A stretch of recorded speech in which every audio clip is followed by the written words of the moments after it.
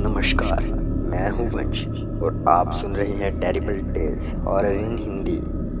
दोस्तों, आज की कहानी का नाम है हॉन्टेड कैफे, जो कि एक सच्ची भूतिया कहानी है। चलिए इस कहानी को शुरू करते हैं। शानवी एक फोटोग्राफर थी। वो एक बिल्कुल बेफिक्र लड़की थी। उसको किसी की बात से कोई फर्क नहीं पड़ता था और अपनी लाइफ को अपने नियमों से जीती थी। सभी को उसका ये बिंदास एटीट्यूड बहुत पसंद आता था।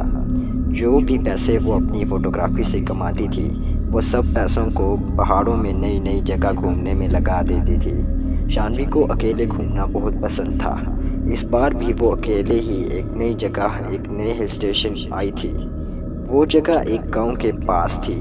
उस पहाड़ के ऊपर एक ऐसी जगह थी जहां से जो नज़ारा दिखता था वो किसी जन्नत से कम नहीं था। और वहां जाने तक का एक ट्रैक था जो करीब 5 किलोमीटर लंबा था। शानवी ने वो नज़ारा देखने के लिए अपने बैग तैयार किया और अपना कैमरा उठाया और वो उस ट्रैक पर चली गई। उसके साथ कुछ और लोग भी उस ट्रैक पर जा रहे थे। शानवी बस ऊपर के व्यू के बारे में सोचती हुई, खुद को मोटिवेट करती हुई बस ऊपर चढ़े जा रही थी। कुछ दूर चलते ही शानवी को पहाड़ के ऊपर जाता हुआ एक कच्चा रास्ता दिखा। शानवी ने ठीक से देखा तो वो कच्चा रास्ता ऊपर जाके ट्रैक के रास्ते पर मिल रहा था। शानवी को लगा वो एक शॉर्टकट है, इसलिए, और शानवी को ट्रेनिंग का काफ़ी अनुभव था, तो उसने वो कच्चा रास्ता ले लिया। उस कच्चे रास्ते पर चलते हुए करीब आधा घंटा हो गया था। अब तक उसे ट्रैक वाले रास्ते पर जाना अच्छा लग रहा था, पर वो तो पहाड़ के किसी घने जंगल में आ चुकी थी। शानवी ने जब वापस मुड़कर देखा तो उसे वापस जाने का रास्ता भी नहीं समझ आ रहा था। वो रास्ता भटक चुकी थी। उसके फ़ोन में नेटवर्क भी नहीं आ रहा था। अब शानवी थोड़ा परेशान होने लगी थी। अपनी किस्मत को कोसती हुई शानवी अब सही रास्ता खोजने लगी।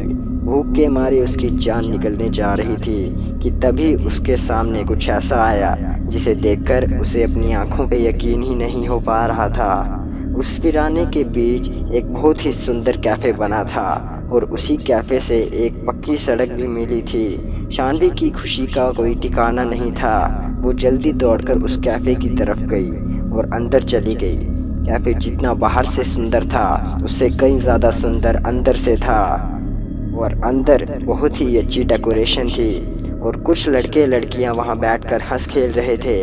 वो कैफ़े परफेक्ट जगह थी। शानवी सब कुछ भूल गई थी। फटाफट से एक टेबल पर बैठ गई और तभी एक वेटर आया। उस वेटर ने जैसे ही मेन्यू का टेबल पर रखा, शानवी की नज़र उसकी कलाई पर पड़ी। उसकी कलाई पर जलने का निशान था। जब तक शानवी उस घाव को ठीक से देख पाती, उस वेटर ने घाव को ढक लिया। शानवी को बहुत ज़्यादा भूख लगी थी और इसलिए उसने जल्दी से अपने खाने का ऑर्डर दे दिया।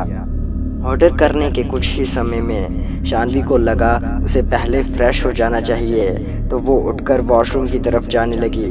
वॉशरूम के रास्ते पर उन हंसते लड़के खेलते हुए टेबल भी थे। तभी उसने देखा कि उनमें से एक लड़के के सर पर एक घाव था और ये घाव ठीक उस वेटर के जैसे ही लग रहा था। ध्यान से देखने पर शानवी को पता चला कि वैसा ही घाव उस टेबल पर बैठे हर इंसान पर था।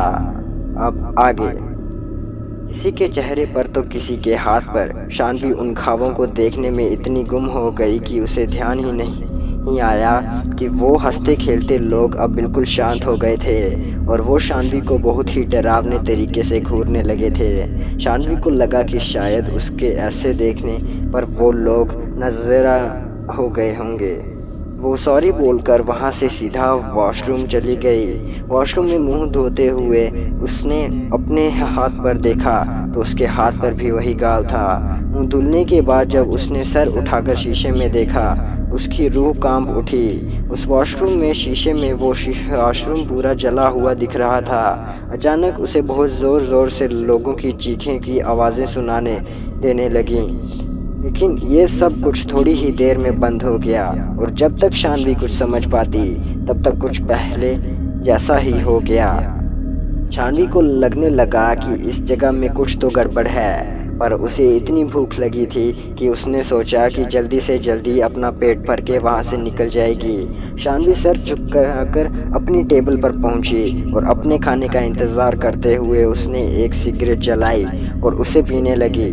शानवी ने सिगरेट का धुआं छोड़ते हुए देखा कि पूरे कैफ़े में बिल्कुल सन्नाटा पसरा था और कैफ़े में मौजूद हर एक इंसान उसे ही घूर कर देख रहा था। उनकी आंखों में इतना गुस्सा था कि शानवी घबरा उठी।